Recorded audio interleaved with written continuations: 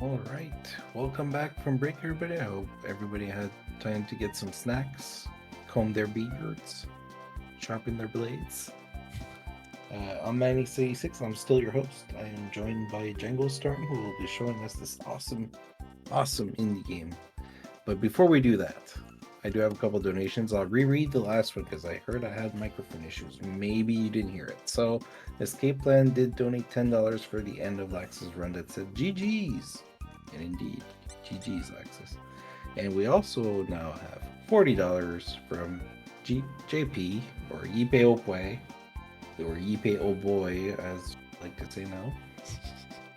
And it says, thanks for the marathon once again, Carter and gang. Keep up the good work until the end.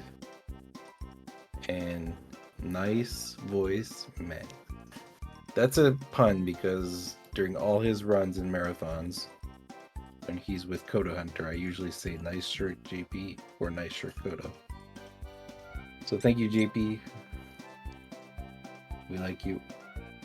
And yeah, I'm talking too much now. So Jangle, it's your turn to talk. Good luck.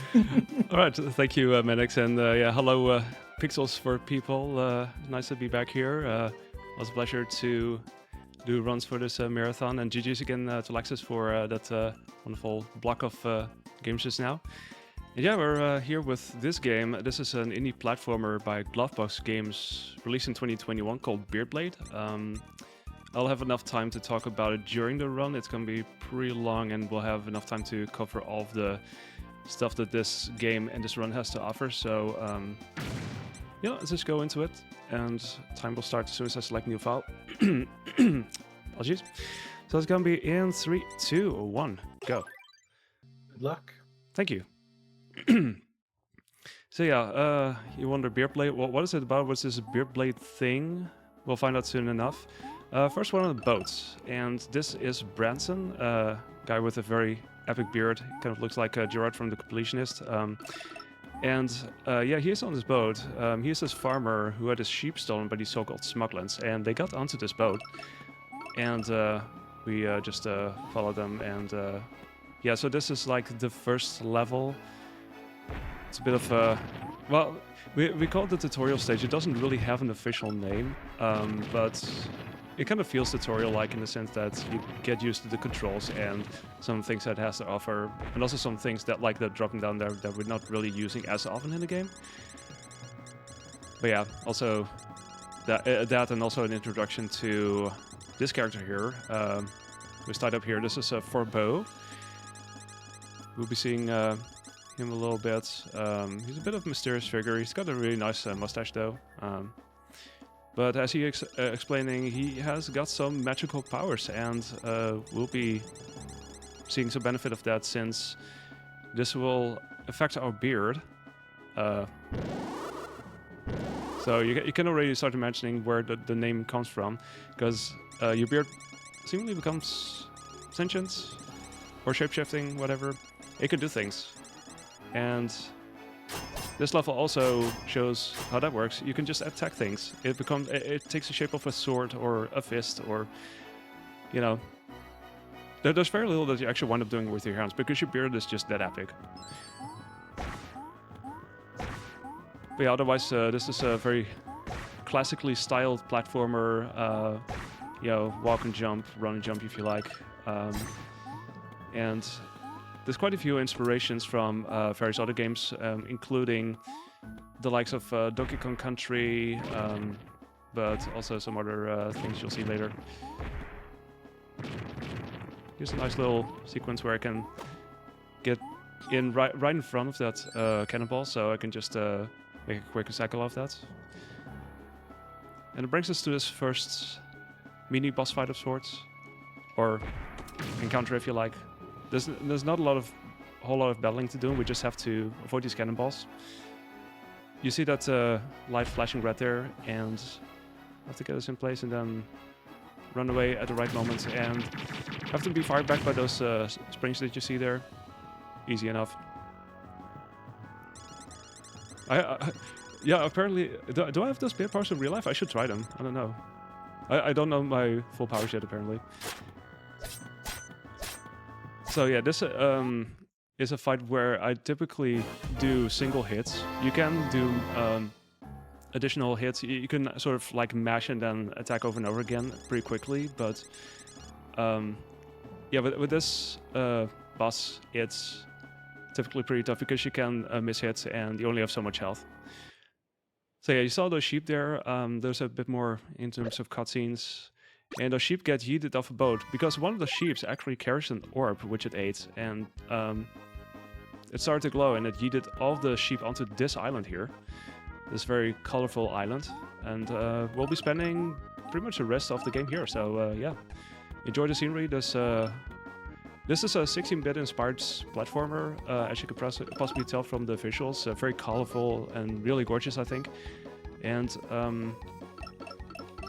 so yeah, these levels, they have a funny little gimmick in the sense that there's two sides to them. So each level has a day and night cycle, AM and PM rather. And yeah, depending on where you are on the map, what time it is there, you play either one of those sides, and those are very distinct levels as well. So you can compare it to something like Wario Land 3, we also have that same distinction there. But yeah, you see that more of that later. So this is one of the smugglers that we have to fight. So almost each level will end with this encounter here, where we try to defeat the smuggler as soon as possible, and then we rescue this sheep who is looking really smug. Rest assured, all of those sheep will be looking very smug. That first level reminded me of Shantae and the Pirate's Curse, like the beach-like area. Yeah, that too. I can see that. Yeah, it's also pixel art style, really, really gorgeous, like I said. So as you see now, the palette has shifted, and now it's... oh, well, that one was strong. Let me do it again. But yeah, this is a vertical level mostly, just climbing up these palm trees. Also a thing I'll be doing somewhat throughout the game is I bounce on these enemies. I don't really defeat them like in Super Mario Bros, but you can sort of bounce on them and sometimes take advantage of them to reach certain platforms. And this is one of the earlier examples, I think. Just trying to hop across here. Sometimes you have to watch out for the hitboxes. Like, you tend to want to land on them, but you still tend to be close enough to the side that you still wind up taking damage somehow, so it's... There's that still, but not always. So in the beginning, I'm actually grabbing these coins. You wonder, why is that? Well, we will be buying some upgrades eventually, and we will need a certain amount of money for that. And it will do things. We'll get there in a couple of levels from now.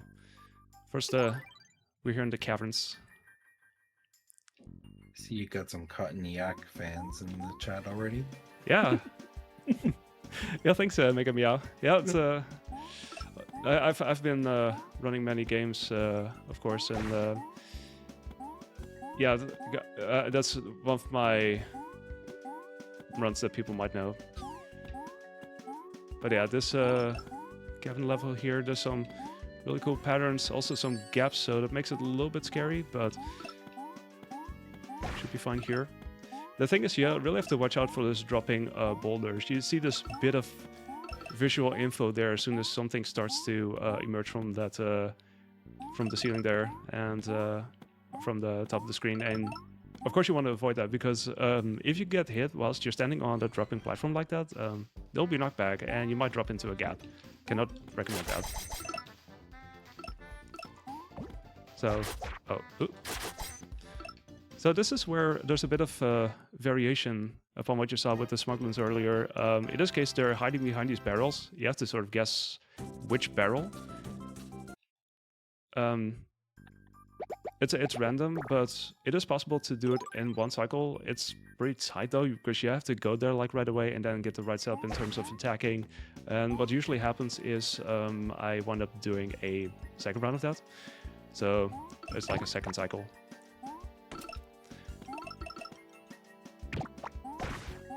Oop. There we go. These animations are so cool. Just also how he's just pushing that block with his beard. It's a very strong beard. Let's see. Oh. there's all kinds of small movement optimizations that you can do here and there. Try to get lower ceiling bunks and such. I do try to set up for it at least. If not, then no issue, of course, but it's a nice little save. Over here. So this is where I take a little bit of a damage boost. So you started with 3 health, which should be exactly enough for this part. So I can take another bit of damage here, and I have enough iframes to get through here. And this time, same thing, except the bushes are replaced by barrels, so... or the barrels are replaced by bushes, so just have to wait and see what happens there. There's tin in the barrel. Like tinny? In the barrel? Yeah, but so maybe, I don't know. Okay, we're gonna skip this building for now. We're gonna go there later. You'll see soon enough what it is. So first, this is a level where we're gonna be grinding for money. We're gonna do it right here. But first, we're gonna grab this item here. This climb beard, which now means we can do even more stuff with our beard. Namely, we can grab these bars and pull ourselves up. And this will be used quite frequently throughout the game from now on. And yeah, we'll be doing a bit of a grind here, since we will need to get 2400 money or coins before we continue on, because we want to have 2500 by the end of this level, and that money we're going to use to buy 2 upgrades. So yeah, we're going to be here for a little bit. Thankfully, the devs eventually made it so that the spots was made accessible over and over again, and you can grab these coins. So you can get 80 per round, so to say. This is the only door that you can re-enter, because normally doors close as you go through them, but this is the only room that you can re-enter, really. So that's pretty speedrun friendly in that sense. You have to imagine that in the beginning, when the speedrun is first being routed, this took like 9 minutes, thereabouts, so I've heard. And now it's brought back to a little under 2 minutes. So that's, I would say, significantly better. But yeah, whilst I do that, Manix, now is a good time for some donations, or if you have any other info, now's a good chance. We do not have any current donations, but we should. So everybody should press that !D command and donate, and you could win prizes. So for example, if you donate at least $5 during the whole marathon, if you haven't already, you can get the Turtles collection, the Cowabunga collection. If you donate at least $10 cumulative, you get the Castlevania Bunga collection, which is Castlevania Anniversary collection and the Advanced collection.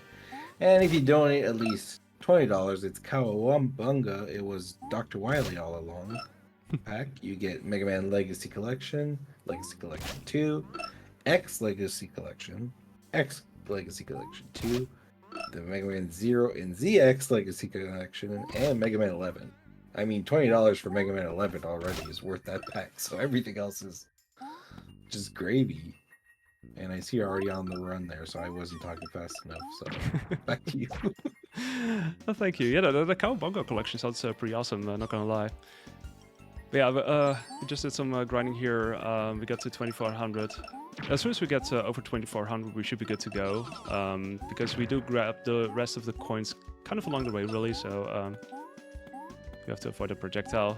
This is a bit of a minecart section, so I was mentioning Donkey Kong Country 2, that's been the main source of inspiration, and Donkey Kong has its own fair share of minecarts, although this is a bit of a different take, I guess, but it's pretty chill, apart from the fact that, you know, you have to make sure not to fall down. Avoid these spikes also. You see a couple of other things that you can grab as well, which we're not doing for an 80% run, like that cartridge you saw there, and there's this chest containing this music track. There's a couple of collectibles that you can get, also that coin, where if you want to go for 100%, you wind up grabbing stuff like that. Also additional upgrades as well. I'll tell you, at some point they become really expensive, so we're just glad that for 80% we only have to get these two. They're not as expensive, thankfully. So yeah, let's check this place out. Turns out it's a barbershop, and it's run by, guess what, Forbeau, who is a man of many faces apparently. Also runs this barbershop. You can get upgrades here. And we're gonna pay a brief visit in order to get 2 items specifically, which we have exactly enough money for. So first off, we buy the brown vitamin. Lastly, we buy this rolling beard wash. That's a funny name. What does it mean? Well, you'll see. So the one makes us stronger, makes us a little bit stronger, and the other one makes us roll. And as you would guess, this will be utilized a lot throughout the rest of the run. So this really opens up things quite a bit. But before that happens, we have this little intermission here. Entering this lighthouse because we have another boss fight coming up with Barnacle Hook Barley, who's holding this girl captive, Mona, and we have to rescue her.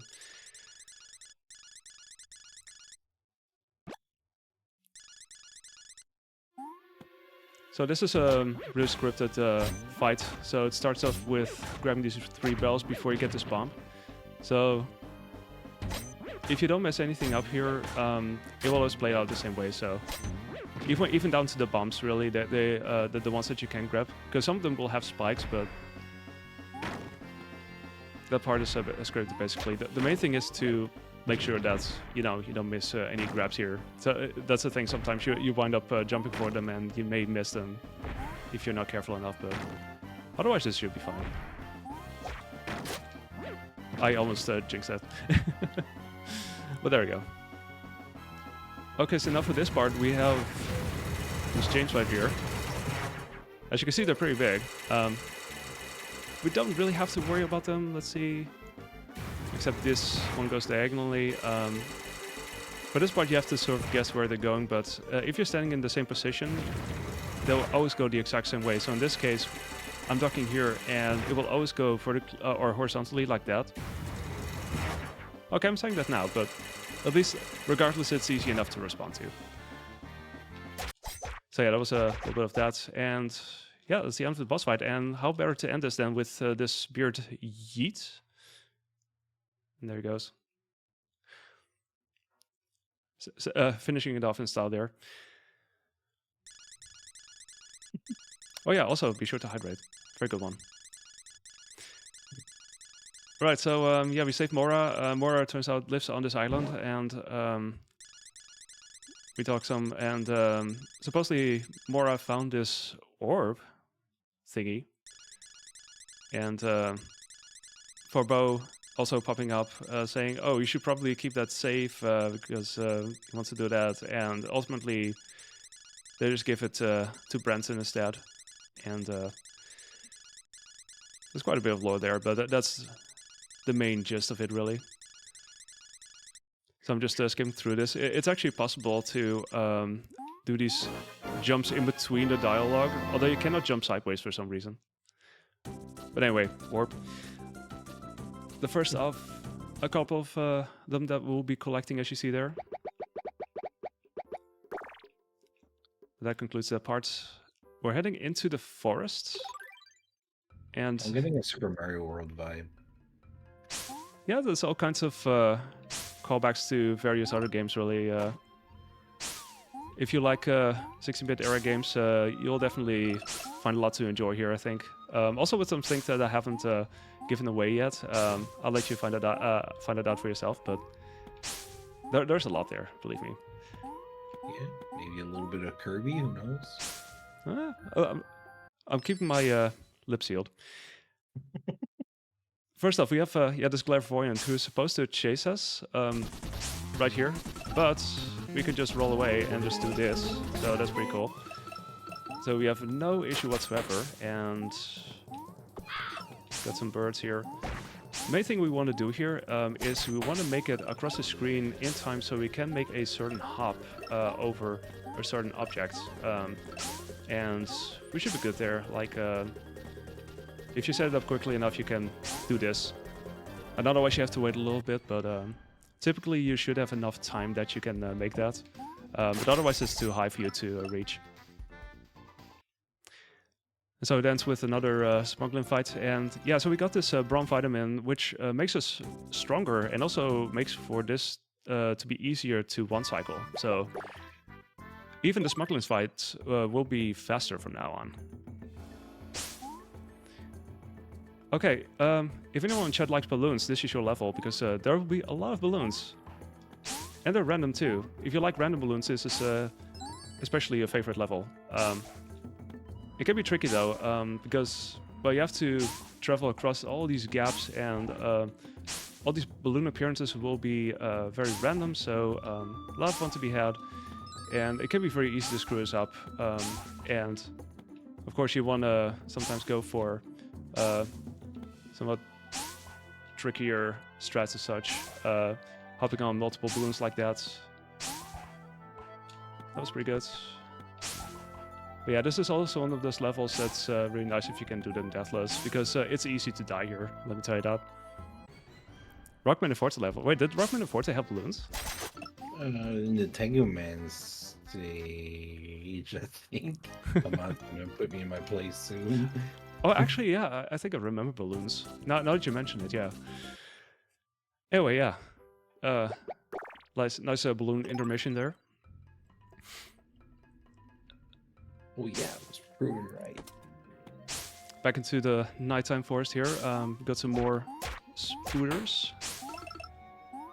And this is also notably a level that really uses another aspect of our jump rolling in this case, namely the roll cancel. So you could do that stuff like platforms over here. You can hold up, and if you do that whilst midair and whilst you're rolling, you can cancel your roll. And that way you can set up for certain precise platform drops as such. We're going to be doing this a couple of times, also coming up here, hopefully, because this is a little sequence break. Let's see. And nice, there we go. That's a tougher one, I would say. It's also nice to get that first try. It does save a little bit, otherwise you have to go another path, but yeah, that's a combination of gaining the right height and canceling out at exactly the right moment. So there's quite a bit at stake there, but with some practice, you can get that. Okay, and we're almost out of the forest. So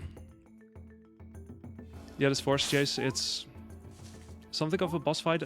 Not really attacking though, but they'll be offering up a nice little twist of sorts here. Because we have these forest defenders here. Who are trying to go after me, and I have to avoid every single one of them, or at least their attacks.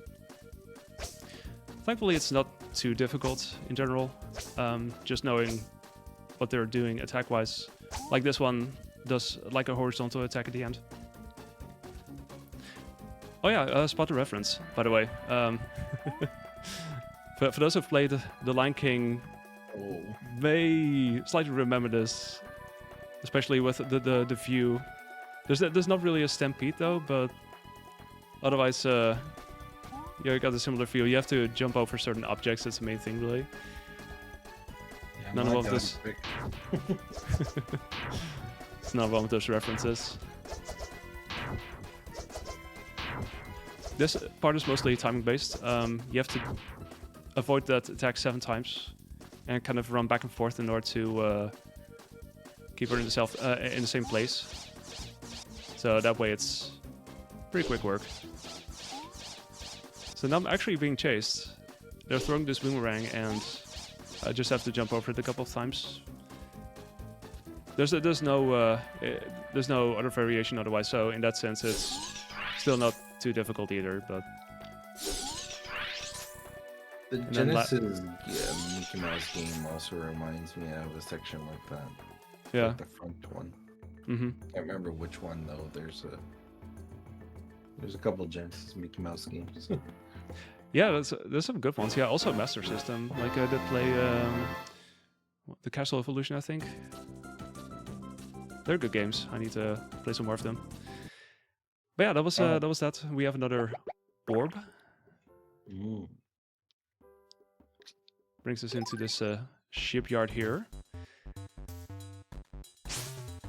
And yeah, for this shipyard, we'll be playing the nighttime sequences for the most part, so get ready to see a lot of that.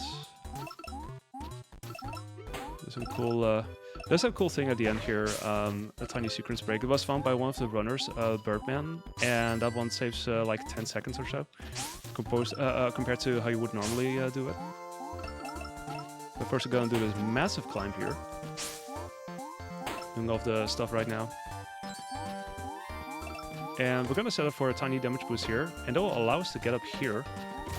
And that way we can make it to the exit like right away, but normally you'd have to do some other platforming there, but of course this is faster, so that was nice. The best bearded guy playing Beardblade. Fun fact, did you know that hydration for beards is also possible? So you should hydrate your beard during this run. True, true. I should do it more often maybe, but... Anyway, so we're skipping this part. You could just exit to the map and then play the other side instead. Because the AM side of this level is way longer, and we do actually skip like... I'm not sure why I was bouncing there. But yeah, you skip stuff like auto-scrollers, which is really handy. And yeah, these sides are way faster than what you would normally do. Nice little underwater level. These guys, they're called Custodian, don't hurt you. This is a little shortcut that wasn't initially known, but at some point the devs told the runners, I think, who were running it at the time, that that was possible and you could just go there. And no one supposedly had found out about it prior to that moment, so it is used nowadays. But when we get to this part, you have these sea creatures and lots of smashing crates here, and another secret opening here, because why not have more than one secret opening? Ooh, okay. That was just gonna play a little bit safer here. Anyway, did you know you can also roll with this this beard tag? You could just hop on water. It's so cool. Sadly, this is the only place it's being done though, but at least you get to see it once.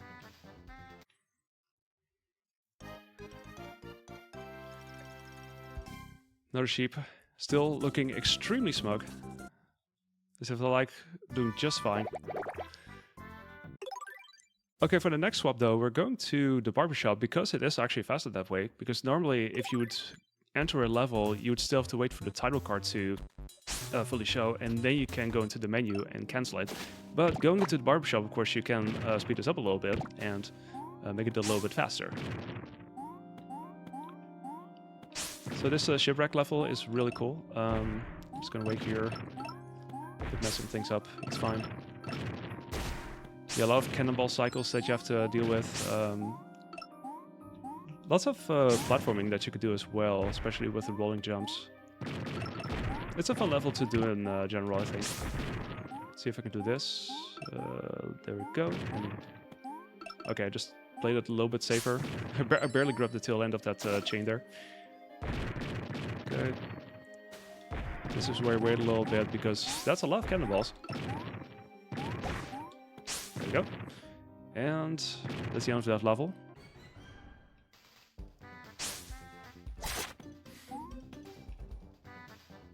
It's funny, initially I didn't even used to do it that way, but like I had already been running it, and at some point I was rewatching the world record run by Junkyard Dave, and then I saw that was possible. It's like, oh yeah, of course, that makes sense, since you know, your attack is stronger and all that, so. Okay, another one in the nighttime. This level is tough. This is definitely a potential run killer because of all the risks involved. Can be real satisfying if it goes well. But yeah, there's some tough cycles to get. I almost goofed it up. keep in mind, if you would get hit by that, that would result in stuff happening. Some things I'm probably not going to go for right now, but that's fine. I'm just going to do this instead. Small jump here, and there we go. Oh, I just have to wait a little bit. Ooh. Okay. I would say the checkpoints are always nice to get to. They can be such a relief. This, and this, almost there. There we go. Last part is always nice to set up like that. Skip some of the chain climbing.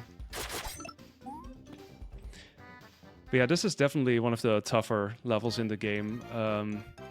Also, again, gaps. Gaps are a speedrun's best friend, right? So, yeah, the retro rain is a nice touch indeed. Are they all gold, or can you get different stuff? I'm sorry? Yeah, I noticed you don't pick up any chests or practically none. Are they all gold, basically? The chests, they're all, there's like collectibles that you can get. So we don't really need those for the speedrun. Like, the only coins that I really needed were in the beginning, because we needed those upgrades, but otherwise we don't really need them. So okay. That's the only bit of upgrading we have to do, which is nice. So yeah, this next boss fight, this is thin. You have to throw these rocks at them. So this floor collapsed, and we have these things dropping. There's some RNG into how far away they drop or nearby. This is actually really good RNG, because there were really nearby drops. So this is a boss with a couple of cycles here.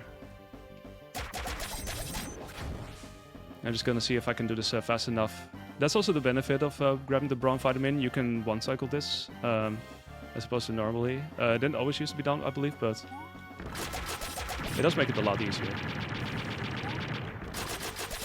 Now we have tentacles, always fun. This last one's a bit tricky, but there we go.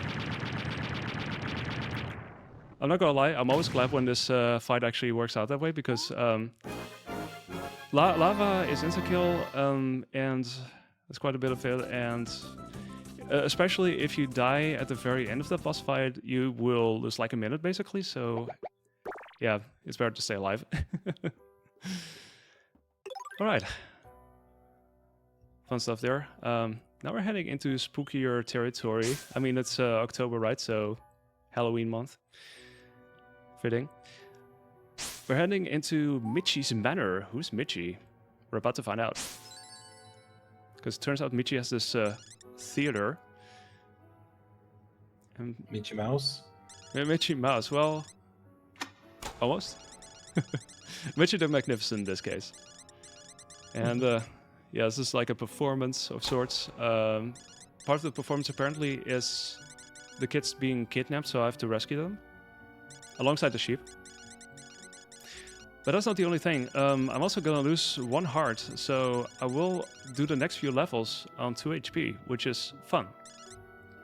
You can make it safer for yourself by grabbing extra hearts after, say, like one of the boss fights, but I'll follow up for this, really. But yeah, it's a nice little extra safety. But that's it. Let's see how this goes. First, we're gonna go here. Gonna hit the road or something in this greenhouse. This is also a potentially tough level with some really cool stuff that you can do. Of course, well, there's also a really cool soundtrack. But yeah, as you can see, you're eventually running out of oxygen, so normally you'd have to play this fast enough, but for the speedrun that's not as much of an issue. Instead, we have various platform cycles that we hope to get. And oh, that one was holy cow! That blood though. that tends to respond in ways. Let me tell you that. I'm on 1 health, no big deal. I'm actually gonna grab this. Yeah, normally I would try for some trickier things, like just jumps over those 2 enemy thingies there. I'm not sure what you would call them. They all have names. I actually forgot the name for those couple, but you can jump over them technically if you do a well-timed jump. It's a really small window though, but let's see. Yeah, also if you roll to enemies, you get knocked back pretty quickly, so you have to watch out for that. So the rollback is pretty fierce. Okay, we did that deathless though, so that's good. So here's a fun thing. We don't actually have to do this animation thing at the end. We could just do this and skip it altogether. So we save the kid, but not the sheep, technically. Okay, now for some really meta stuff here. A video game within a video game. They went all the way with this one. It's a fun little thing. Would be nice if they would develop this into its own game. I mean, I think it would work. Nice little short game. Okay, this room, I'm gonna try for something here. Didn't quite make that. So, normally when I get to this vertical room, I actually try to set up for a certain cycle where I can potentially get a really tight trick here where I make this platform jump barely. But I really have to make sure not to mess anything up. You can see how it goes in the world record, but you can save a little bit of time when the platform heads right to left. But I've gotten it a couple of times in during like attempts, but never like in actual runs. But it's also worth trying to go for it. Yeah, and also party blob and all that. Yeah, there we go. Another kid saved. So the game only checks up until a certain point if the level has been beaten. So that means in this case you can already continue on after you get there. So it's already considered beaten at that point. Like you don't have to play the animation for it. Okay, this is definitely a heck of a level. Because this is a level that's applying the principle of red sign, green sign. So if you see that character holding up a green sign, you can keep going, which you want to see. However, if we get a red sign, we have to wait. So in this case, we have to wait. We can, however, crouch and duck, but of course you won't get very far with that. Yeah, it's RNG, it's literally 50-50. You either get the one or the other. You just hope to, get green as much as possible, and you also hope to not fall into spikes because they're insta-kill. It's a fun little thing that they added there. Oh, that was actually good. I kind of want to take advantage of that if I can. Okay, that was a really good level, actually. I've had some deaths here in the past, so yeah, just getting through this level without dying, either from those pits or spikes or because of walking whilst I shouldn't, that sort of stuff. It's always nice to get through it like that, so. Right, and now we're back here. We're re-entering the manor because there's one final act right here. And guess what? It's going to be a boss fight.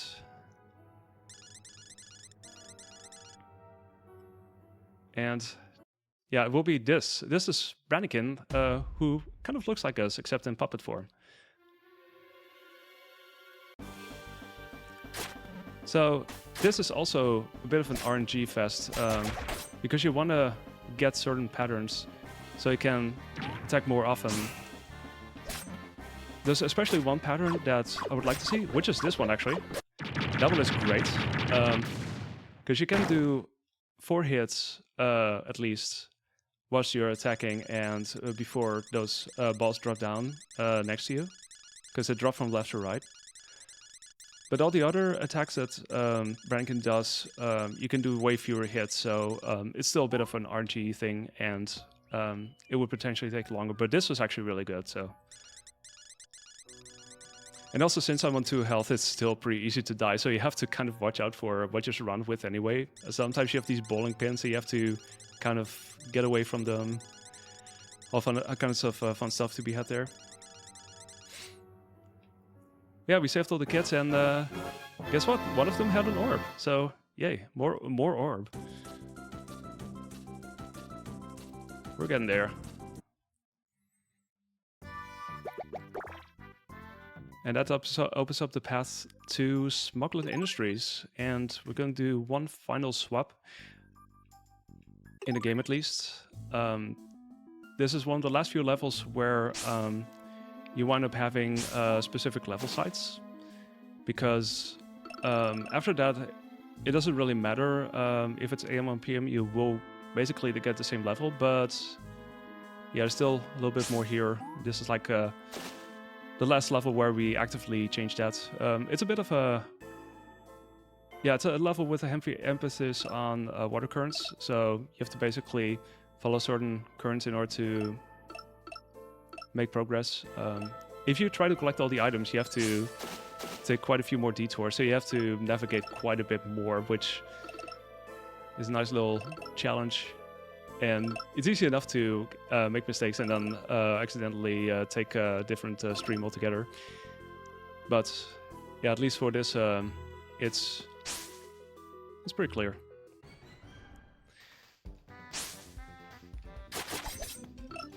So yeah, this is one of the very few smuggling encounters where you don't see a platform really, so I wound up approaching this somewhat differently. Of course, I tried to take out these smugglings before they start hopping all across the screen, and I cannot keep up with them because they're so fast.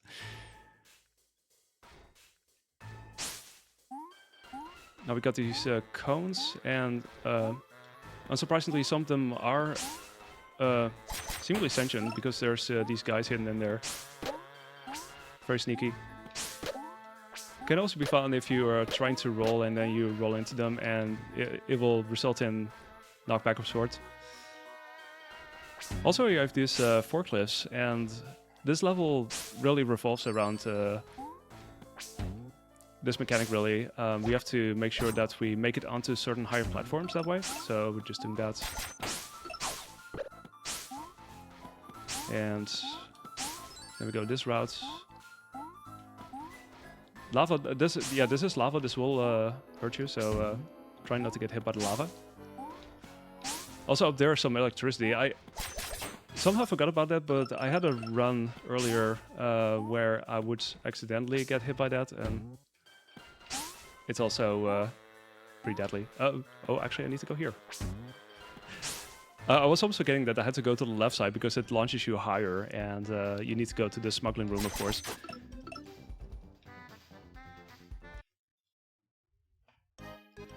Alright, and that was a very brief visit to Smuggling Industries. There's only like a couple of levels here because it's a bit of a lead up to the true last few stages. Because we're reaching, or about to reach Orso's fortress. Now I say Orso, of course, Orso is a type of cheese, and there's quite a few food references in this game, as it turns out. So yeah. Orso, that's what it ends with. In the beginning here, I'm trying to stay above water because below there it's a way slower route, so I'm just trying to do that. Okay, I'm gonna wait for that. So these last few stages can be a little bit challenging. I mean, it's at the end of the game, so no surprise there. And here and there I try to take it a little bit slower. However, with these dropping spike balls, they only really hit you if they're hitting the ground. The moment surrounding it, you don't have to worry about them at all. It's just a matter of anticipating that really, and you should be fine then. So there we go. So take a little bit safer because I don't know. Last time I tried to roll there, it didn't end very well. You know, eating inputs and such. You don't want that. Okay, go here. This part can always be a thing. Or sometimes. Okay. One more regular level to go. We're really closing in on the end. So this level has some really cool things, but it can also be pretty challenging. But we'll see how it goes. So first off, we have 3 doors we can choose from. I typically choose this door because there's another door that might technically be faster, but this is what typically has been chosen, and it's still a really fast route, so yeah, for that reason, we go for that, really. I just missed out. Ooh, boy. I tried to settle for something quicker there, but doing that with controls was a bit tough. Oh well. Let's try it again. It does take you back a few screens, though. But that's fine. So, let's see. I'm really starting to pull myself up. I don't really need to get in that far ahead, but there we go. I just barely missed that just now. You have to kind of work around these cannonballs, which you can barely do. Even these. I could just jump up here and then pull myself up before they start to hit the left wall, the right wall. And here is another thing that the devs kind of put in, because normally this is a really slow auto-scroller section. This speeds it up considerably, and it's not without its risks though, because you still have to avoid these cannonballs, but yeah, it is faster for sure. And I'm just glad that I made it through there at least, because that can lead to several retries. Let me tell you that. Okay, so here's one more part where we go vertically and then go here. And getting in right in front of this here. Nice. Okay, that was good. We had one death earlier, but otherwise this is a pretty good stage so far. Now we have this boss fight though. This is Orzo, Supreme Smuglin, who is holding this sheep, who actually has been eating that orb in the beginning. So it all comes full circle in a way, and well, the sheep is being escorted away, so well, we might see that sheep later? I don't know. First you have a boss fight consisting of 3 phases. The first and third phase are similar.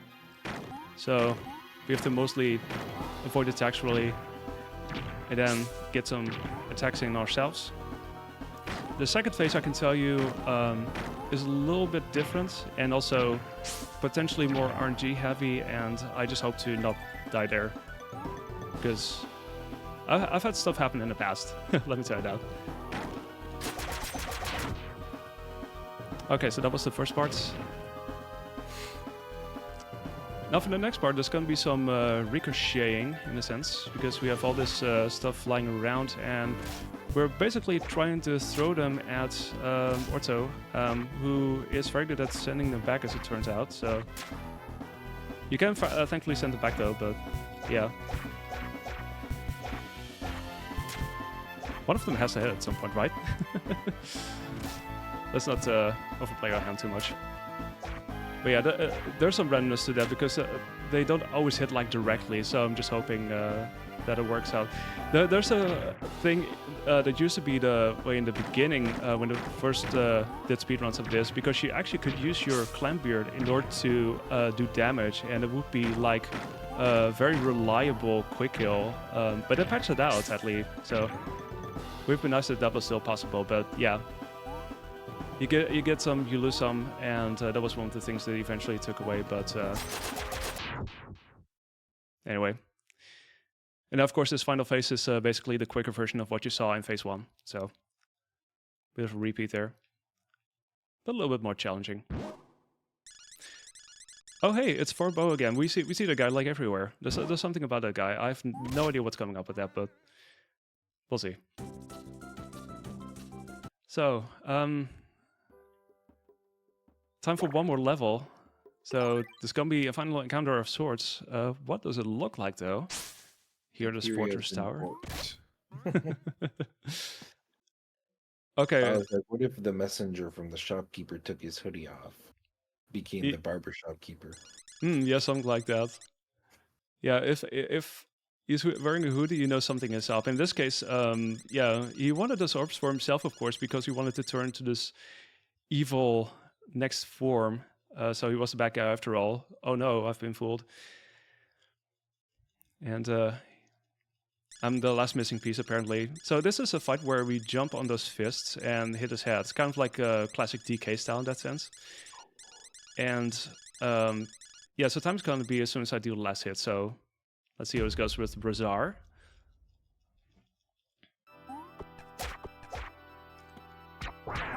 This is actually the most ideal attack pattern because you can do the most hits. The animation is pretty long, but the payoff is pretty grand, so... Of course, I'm getting some other patterns here as well. Just hoping to make it on there soon enough, so let's see how it goes. I want this. And that's time. GG. Thank you. You beat Luigi. I beat Luigi. Wow. we saved all the sheep, and we talk a little bit for about to be quite a creep. But anyway, we saved the sheep. We can go back to our farm. So we did that. Thanks for the GGs, everyone. So you want to know something funny? This is actually a PB. 4815 is a PB? Yeah, my current PB is like a 48 5x or something, so it is like a PB by 40 seconds or something almost. Well, GG. It's.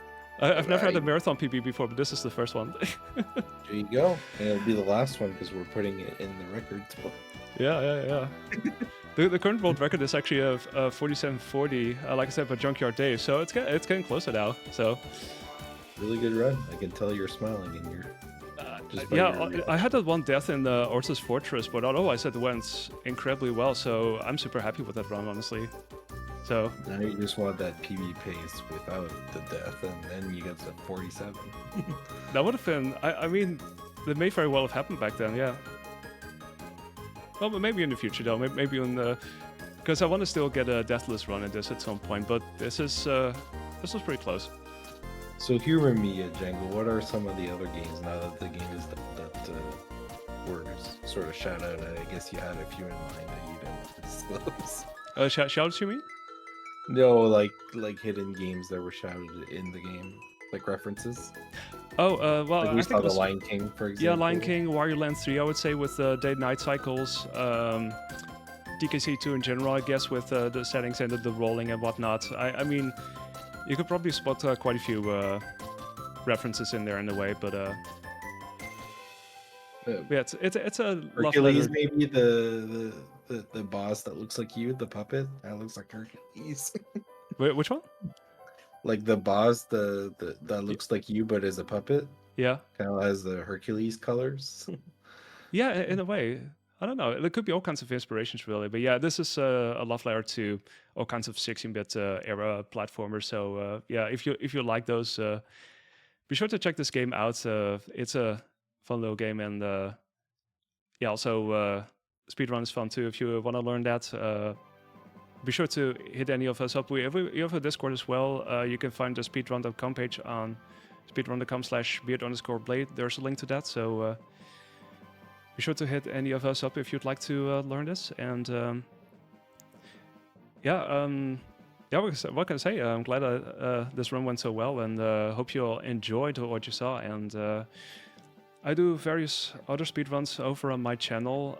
So if you like retro speedruns, some indie platformer speedrun stuff as well, feel free to check me out on twitch.tv/janglestorm. And yeah, thanks to Pixels for People for letting me play this game. I had a blast once again. Thanks to the Beerback community, Junkyard Dave, Bird Barn, Cat Konoichi, Birdman. Not sure if I forgot anyone else, but well, the Beerback community basically. And yeah, still some runs to go in this marathon. Be sure to keep donating for Child's Play, and enjoy the rest of this day. It's been a lot of fun watching so far, so hope you enjoy the rest. And I'm signing off here, so thanks once again. I'll see you. Take care. I wish I could host after that, but I can't. That was so good. Let's just take a break, and we'll be right back with some Alphagato. I have no idea what I'm getting into again. See you soon.